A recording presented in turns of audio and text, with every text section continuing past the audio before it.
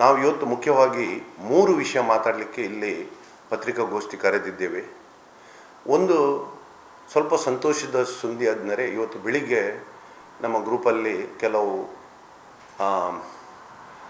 ಸುದ್ದಿ ಮಾಧ್ಯಮದವರಿಂದ ಬಂದಿದೆ, ಅಡಿಕೆ ಬೆಲೆಯಲ್ಲಿ ಚೇತರಿಕೆ ಅಂತೇಳಿ. ಇದು ಒಂದು ನಮ್ಮ ಹೋರಾಟದ ಒಂದು ಸಣ್ಣ ಫಲ ಅಂತ ನಾವು ಹೇಳ್ಬೋದು.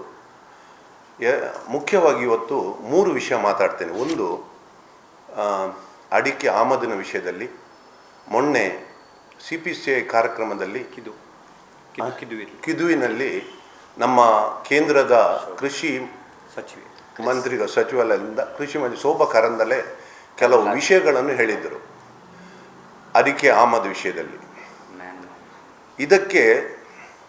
ಇದಕ್ಕೆ ಸಂಬಂಧಪಟ್ಟು ನಾವು ಕೆಲವು ಕ್ಲಿಯಾರಿಟಿಗಳನ್ನು ಅಥವಾ ಸಮಂಜಯತೆಯನ್ನು ನಿಮ್ಮ ಎದುರಲ್ಲಿ ಇಡ್ತೇವೆ. ಅದು ನೋಡಿ, ನಿಮ್ಮ ಕೈಯಲ್ಲಿ ಕೊಟ್ಟಿದ್ದೇವೆ. ಇದು ICRI, ಇಡೀ ದೇಶದ ದೊಡ್ಡ ಕೃಷಿಗೆ ಸಂಬಂಧಪಟ್ಟ ಸಂಸ್ಥೆ, ಅವರ ಸಚಿವಾಲಯದ ಕೆಳಗಡೆ ಬರುವುದು. ಅವರು ನೀಡಿದ ವರದಿಯನ್ನು ನಿಮ್ಮ ಮುಂದೆ ಇಟ್ಟಿದ್ದೇನೆ.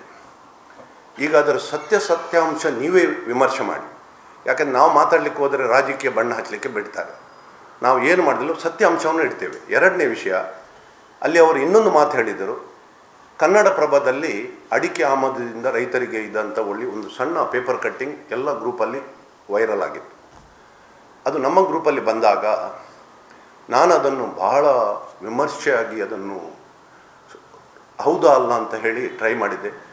ಏನಾಯ್ತಂದರೆ, ಕನ್ನಡಪ್ರಭ ಮೊದಲು ಇಂಡಿಯನ್ ಎಕ್ಸ್ಪ್ರೆಸ್ ಗ್ರೂಪಲ್ಲಿತ್ತು, ನನಗೆ ಗೊತ್ತಿರಲಿಲ್ಲ ಅದು. ಅವರು ಈಗ ಅದು ಯಾರು ಸುವರ್ಣ ನ್ಯೂಸ್ ಅವರು ತಗೊಂಡಿದ್ದಾರೆ. ಅವರ ರಿಪೋರ್ಟರ್ ಸಿಗಲಿಲ್ಲ. ಮತ್ತು ರಿಪೋರ್ಟರ್ ಎಲ್ಲರನ್ನು ಇದು ಮಾಡಿದಾಗ ಎಡಿಟರ್ ಹೇಳಿದರು ಅದು PTI ವರದಿ, ನಮ್ಮದಲ್ಲ, ದೆಹಲಿಯಿಂದ ಬಂದ ವರದಿ. ಅದರ ವಿಷಯದಲ್ಲಿ ನಿಮಗೆ ಏನಾದರೂ ಇದ್ದಿದ್ದರೆ ನೀವು ಇದು ಮಾಡಿ ಅಂತ ಹೇಳಿದರು. ಅದು ಅಥೆಂಟಿಕ್ ವರದಿ, ಸುಳ್ಳಲ್ಲ. PTI ಪ್ರೆಸ್, ಇದು ಗೊತ್ತುಂಟು ನಿಮಗೆ, ಇಂಡಿಯಾದಲ್ಲಿ ಪತ್ರಿಕೋದ್ಯಮದಲ್ಲಿ ಬಹಳ ಪ್ರತಿಷ್ಠಿತ ಸಂಸ್ಥೆ ಅದು. ಈಗ ಅವರ ವರದಿಯನ್ನು ನಾವು ಅಲ್ಲಗಳಿಲಿಕ್ಕೆ ಆಗೋದಿಲ್ಲ. ಮಿನಿಸ್ಟರ್ ಹೇಳ್ತಾರೆ ಸುಳ್ಳು ಸುದ್ದಿ ಅಂತ, ಯಾರಿಗೆ ಹೇಳಿ? ಹಾಗಾದರೆ ಇಷ್ಟು ದೊಡ್ಡ ಸಂಸ್ಥೆ ಒಂದು ಸುಳ್ಳು ಸುದ್ದಿ ಇದ್ದನ್ನು ಹಬ್ಬಿಸ್ತ ಅಂತ ಹೇಳಿದರೆ, ನಾನು ಹೇಳ್ತೇನೆ, ಯಾಕೆ ಇವರು ಕಾನೂನು ಕ್ರಮ ಜರುಗಿಸಲಿಲ್ಲ ಅವರ ವಿರುದ್ಧ? 3ನೇದ್ದು, ಮೊನ್ನೆ ನಾವು ಹೋರಾಟ ಆದ ಮೇಲೆ ನಾವು ಇನ್ನೂ ಕೆಲವು ಭಾಳ ಕಾರ್ಯೋನ್ಮುಖ ಆಗಿದೆ. ಕೇವಲ ಹೋರಾಟ ಮಾಡಿ ಒಂದು ಕಾಟಾಚಾರಕ್ಕೆ ಹೋರಾಟ ಅಂತ ಇರಲಿಲ್ಲ. ನಮ್ಮ ಸುರೇಶ್ ಭಟ್ರವರು ಅದು ರಾಜ್ಯ ಸರ್ಕಾರದೊಂದಿಗೆ ಈ ಒಂದು ಅಡಿಕೆ ಹೊರಗಿಂದ ತರುವ ಕಲಬೆರಕೆಯನ್ನು ನಿಲ್ಲಿಸಬೇಕಂತ ಹೇಳಿ ಅವರು ಕಾರ್ಯಪ್ರವೃತ್ತರಾಗಿ AC ಯೊಂದಿಗೆ ಚರ್ಚೆ ಮಾಡಿ ಕೆಲವು ಕಾರ್ಯಯೋಜನೆಗಳನ್ನು ರೂಪಿಸಿದ್ದಾರೆ. ಅದರ ವಿಷಯದಲ್ಲಿ ಅವರು ಮಾತಾಡ್ತಾರೆ.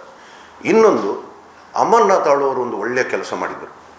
ಈಶ್ವರಮಂಗಲದಲ್ಲಿ ಕೇರಳದಿಂದ ಬರುವ ಒಂದು ಲಾರಿಯನ್ನು ನಿಲ್ಲಿಸಿ ಅಡಿಕೆಯನ್ನು ಟೆಸ್ಟ್ ಮಾಡಿದಾಗ ಅದು ಕಳಪೆ ಗುಣಮಟ್ಟದ್ದಂತ ತಿಳಿದು ಬಂದಾಗ ಅದನ್ನು ನಿಲ್ಲಿಸಿ ಪೊಲೀಸ್ ತರಿಸಿ ಎಲ್ಲ ಮೇಲ್ವಿಚಾರಣೆ ಮಾಡುವಾಗ ಅವರು ಆ ಲಾರಿಯನ್ನು ಹಿಂದಕ್ಕೆ ತಗೊಂಡು ಹೋಗಿದ್ದಾರೆ. ಇದೊಂದು, ಅದರ ವಿಷಯದಲ್ಲಿ ಅವರೇ ಮಾತಾಡ್ತಾರೆ. ನಾನೀಗ ಮುಖ್ಯವಾಗಿ ಈ ಶೋಭಾ ಕರಂದಲೆ ಹೇಳಿದ ವಿಷಯಗಳಲ್ಲಿ ಮಾತಾಡ್ತೇನೆ. ನೋಡಿ, ಅಲ್ಲಿ ನೀವಲ್ಲಿ ಸ್ಪಷ್ಟವಾಗಿ ನೋಡಿದರೆ 2020 ಸೆಪ್ಟೆಂಬರ್ ತನಕ, 2022 ಸೆಪ್ಟೆಂಬರ್ ತನಕ 60,000 ಟನ್ ಅಡಿಕೆ ಆಮದಾಗಿದೆ ಅಂತ ICR ರಿಪೋರ್ಟ್ ಕೊಡ್ತದೆ, ನಂದಲ್ಲ ಸ್ವಾಮಿ. ಅವರೇನು ಹೇಳ್ತಾರೆ, ಭೂತಾನ್ ಬಿಟ್ಟು ಬೇರೆ ಯಾವ ದೇಶದೊಂದಿಗೆ ಒಪ್ಪಂದ ಇಲ್ಲ, ಒಂದು ತುಂಡು ಅಡಿಕೆ ಬರುವುದಿಲ್ಲ ಅಂತ ಹೇಳಿ ಅವರು ಹೇಳಿದರು. ಹಾಗಾದರೆ ಯಾರು ಸುಳ್ಳು ಹೇಳ್ತಾರೆ ಎಂಬ ಪ್ರಶ್ನೆ ಇದರಲ್ಲಿ ಬಂದಿದೆ. ಒಂದೇ ಮಂತ್ರಿಗಳಾದ ಶೋಭಾ ಕರಂದಲೆ ಅವರು ಹೇಳಿದ ಹೇಳಿಕೆ ಸತ್ಯಕ್ಕೆ ದೂರವಾಗಿದೆ. ಇಲ್ಲದಿದ್ದರೆ ಅವರ ಸಚಿವಾಲಯದ ಕೆಳಗೆ ಬರುವ ICRI ಇವರು ಕೊಟ್ಟ ವರದಿ ಸುಳ್ಳು ಆಗಬೇಕು. ಎರಡೂ ಸತ್ಯ ಆಗಲಿಕ್ಕೆ ಆಗೋದಿಲ್ಲ. ಯಾಕೆಂದರೆ ಅದು ಎರಡು ವಿರುದ್ಧ ತದ್ವಿರುವ ಮಾತುಗಳು. 3ನೇದು, ಇವರು ಹೇಳೋದು ಅಡಿಕೆ ಆಮದು ಮಾಡಲಿಕ್ಕೆ ಸಾಧ್ಯ ಇಲ್ಲ ಅಂತ. ಪ್ರತಿ ವರ್ಷ ಟನ್ಗಟ್ಟಲೆ ಅಡಿಕೆ ನಮ್ಮ ದೇಶಕ್ಕೆ ಕಳ್ಳ ಮಾರ್ಗದಲ್ಲಿ ಅಲ್ಲ, ಲೀಗಲ್ ಆಗಿ ಬರ್ತಾಯಿದೆ. ನೀವು ಆ ಚಾರ್ಟಲ್ಲಿ ನೋಡಿದ್ರೆ ನಿಮಗೆ ಸ್ಪಷ್ಟವಾಗಿ ತಿಳಿಯುತ್ತದೆ. ಈಗ ಇವರು ಹೇಳೋದು, ನಾವು ಟ್ಯಾಕ್ಸ್ ಹಾಕಿದ್ದೇವೆ, 100% ಟ್ಯಾಕ್ಸ್ ಹಾಕಿದ್ದೇವೆ, ಅಡಿಕೆಗೆ 350 ರೂಪಾಯಿ ಬೆಲೆ ನಿಗದಿ ಮಾಡಿದ್ದೇವೆ, ಅದಕ್ಕೆ 350 ರೂಪಾಯಿ ಟ್ಯಾಕ್ಸ್. ನೀವು ಸ್ವಲ್ಪ ಯೋಚಿಸಿ, 350 ರೂಪಾಯಿ ಟ್ಯಾಕ್ಸ್ ಬಂದರೆ ಅಲ್ಲಿ ಫ್ರೀಗೆ ಸಿಗಬೇಕು ಅಡಿಕೆ. ಯಾಕೆಂದರೆ ಇಲ್ಲಿ ಮಾರುಕಟ್ಟೆ ಇವತ್ತು ಅಡಿಕೆ 350 ನಡೀತದೆ, ಹೌದಾ ಅಲ್ಲ ಅಂತಲೇ. ಈಗ ಗೌರ್ಮೆಂಟ್ ಏನು ಡಿಸೈಡ್ ಮಾಡಿದೆ, 350 ರುಪೀಸ್ ಪ್ರೈಸ್, 100% ಟ್ಯಾಕ್ಸ್. ಅಂದರೆ ಅಲ್ಲಿ ಧರ್ಮಕ್ಕೆ ಸಿಕ್ಕಿದ ಅಡಿಗೆ ಇಲ್ಲಿ ತರಬೇಕಾದ್ರೆ 350 ರೂಪಾಯಿ ಕಟ್ಟಬೇಕು ಅವನು. ನಾನು ಹೇಳೋದು, ಒಂದು ವೇಳೆ ಫ್ರೀ ಸಿಕ್ಕುವುದಾದರೂ ಕೂಡ 350 ರೂಪಾಯಿ ಆ ಟ್ರಾನ್ಸ್ಪೋರ್ಟ್ ಇಲ್ಲಿ ಸೇರಿ ಇಲ್ಲಿ ಅಡಿಕೆ ಬಿಟ್ಟು ಅಲ್ಲಿ ಅಡಿಕೆ ಯಾರು ತರ್ತಾರೆ ಎಂಬ ಪ್ರಶ್ನೆ. ಇಲ್ಲಿ 350, 340 ಇವತ್ತು ಪರ್ಚೇಸ್ ನಡೀತಾ ಇದೆ. ಇವತ್ತು ಸ್ವಲ್ಪ ಚೇತರಿಕೆ ಕಂಡಿದೆ. ಇದರಲ್ಲಿ ಸ್ಪಷ್ಟವಾಗಿ ತಿಳ್ಕೊಳ್ಬೇಕು. ನೋಡಿ, ಈ ವರದಿಯಲ್ಲಿ ಬಹಳ ಸ್ಪಷ್ಟ ಆಗಿದೆ. ಇದರಲ್ಲಿ 4 ದೇಶ, ಬರ್ಮಾ, ಬಾಂಗ್ಲಾದೇಶ್, ಮಯನ್ಮಾರ್, ಶ್ರೀಲಂಕಾ, ಅಫ್ಘಾನಿಸ್ತಾನ್, ಈ 4 ಸಾರ್ಕ್ ದೇಶಗಳು ಭಾಳ ಹಿಂದುಳಿದವು ಅಂತ ಹೇಳಿ ವಿದೌಟ್ ಟ್ಯಾಕ್ಸ್ ಅಡಿಕೆ ಅಥವಾ ಯಾವುದೇ ಕೃಷಿ ಉತ್ಪನ್ನ ತರಲಿಕ್ಕೆ ಒಪ್ಪಂದ ಇದೆ ಸರ್ಕಾರದ.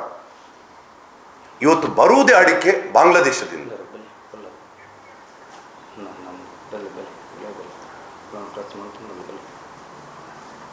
ಬರುವುದೇ ಅಡಿಕೆ ಬಾಂಗ್ಲಾದೇಶದಿಂದ. 1 ರೂಪಾಯಿ ಟ್ಯಾಕ್ಸ್ ಇಲ್ಲದೆ ಇವತ್ತು ಅಡಿಕೆ ಬರ್ತಾ ಇದೆ. ಎಲ್ಲ ಸುಳ್ಳುಗಳ ಮೂಲಕ ಸರ್ಕಾರ ರೈತರದ್ದು ಮತ್ತು ಜನರ ದಾರಿ ತಪ್ಪಿಸ್ತಾ ಇದೆ.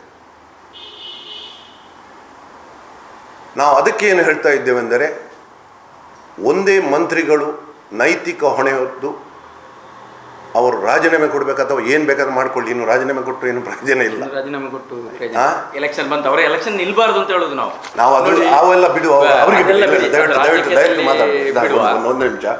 ನಾನು ಹೇಳ್ತೇನೆ, ಇಲ್ಲಿ ಅವರ ನೈತಿಕತೆ ಏನಂತ ಪ್ರಶ್ನೆ. ಅವರ ಸಚಿವಾಲಯಕ್ಕೆ ಸಂಬಂಧಪಟ್ಟ ಒಂದು ವರದಿ ನಮ್ಮ ಎದುರಿಗಿದೆ. ದಯವಿಟ್ಟು ನೀವು ಇದನ್ನು ಸ್ಪಷ್ಟವಾಗಿ ಅವರ ಪಕ್ಷದವರಿಗೆ ತಿಳಿಸ್ಪಡಿಸಬೇಕು, ಜನತೆಗೆ ಕೂಡ ತಿಳಿಪಡಿಸಬೇಕು. ಇದನ್ನು ತಿಳಿದುಕೊಳ್ಬೇಕು, ಏನು ಸುಳ್ಳು ಮಾತಾಡ್ತಾರೆ ಇವರು, ಅಥವಾ ಅವರ ಅವರ ಅವರ ಅವರ ಸಚಿವಾಲಯದ ಬಂದ ಡಿಪಾರ್ಟ್ಮೆಂಟ್ ಸುಳ್ಳು ಮಾಹಿತಿಯನ್ನು ಪಬ್ಲಿಷ್ ಮಾಡಿದೆ, ಅದಕ್ಕೆ ಕಾನೂನು ಕ್ರಮ ಜರುಗಿಸಲಿ. ನಾವು ಹೇಳೋದು, ಈ 5 ದೇಶಗಳು ಕೂಡ ಹಿಂದುಳಿದ ಸಾರ್ಕ್ ಒಪ್ಪಂದದಲ್ಲಿ ಕೂಡ ಇದ್ದರೂ ಕೂಡ ಆ್ಯಂಟಿ ಡಂಪಿಂಗ್ ಆ್ಯಕ್ಟ್, ಇದು ಆ್ಯಂಟಿ ಡಂಪಿಂಗ್ ಟ್ಯಾಕ್ಸ್ ಹಾಕಲಿಕ್ಕೆ ಅವಕಾಶ ಇದೆ. ಈ 5 ದೇಶಗಳು ಕೂಡ ಆ್ಯಂಟಿ ಡಂಪಿಂಗ್ ಟ್ಯಾಕ್ಸ್ ಹಾಕಲಿ. ನಾನು ಹೇಳ್ತೇನೆ, ನಮ್ಮ ಅಡಿಕೆಗೆ ಒಳ್ಳೆಯ ಬೆಲೆ ಕೂಡ ಬರ್ತದೆ, ಇಂಪೋರ್ಟ್ ಕೂಡ ನಿಂತು ಹೋಗ್ತದೆ. ಹೌದು, ಸ್ಪಷ್ಟ ಉಂಟು. ನೀವು ನೋಡಿ, ಅಲ್ಲಿ 5 ದೇಶಗಳಲ್ಲಿ ವರದಿ ಉಂಟು ನೋಡಿ. 5 ದೇಶಗಳು ಸಾರ್ಕಲ್ಲಿ, ಅಲ್ಲಿ ನಾನು ಗ್ಲಾಸ್ ತರಲಿಲ್ಲ, ಸ್ವಲ್ಪ ಇದು ತೆಗೆದಿತ್ತು.